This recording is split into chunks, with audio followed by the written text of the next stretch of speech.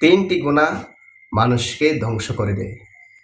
প্রিয় ভাই ও বোনেরা, আমি আজকে আপনাদের সম্মুখে খুবই গুরুত্বপূর্ণ কিছু কথা বলতে যাচ্ছি।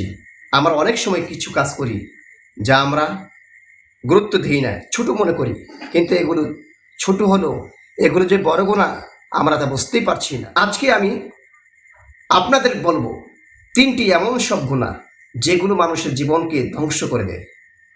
প্রথমত, মিথ্যা কথা বলা। মিথ্যা শুধু মানুষকে ধ্বংস করে দেয় না, বরং এটা মানুষের ঈমানকেও দুর্বল করে দেয়। আমরা সবাই জানি সমস্ত পাপের মূল হচ্ছে মিথ্যা। নবীজি হাদিসে পাকের মধ্যে ইরশাদ করেছেন, আল কিযবু উম্মুদ দুনুব, সমস্ত পাপের মূল হচ্ছে মিথ্যা।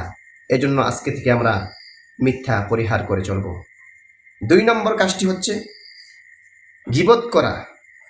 কারো অনুপস্থিতিতে তার খারাপ কাজগুলো মানুষের কাছে বলে বেড়া, এটা অনেক বড় পাপ। এজন্য গীবত থেকে আমাদেরকে বিরত থাকতে হবে। 3 নম্বর কাজটা হচ্ছে নামাজে অবহেলা করা। নামাজকে আমরা গুরুত্ব দিই না।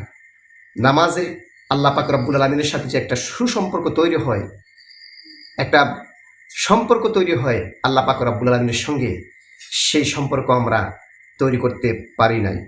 এই সম্পর্ক যখন দুর্বল হয়ে যায় তখন মানুষের জীবনে বরকত চলে যায়। এজন্য আসুন প্রিয় ভাই ও বোনেরা, এই গুনাহগুলি ছেড়ে দিলে ইনশাল্লাহ আমাদের জীবন বদলে যাবে।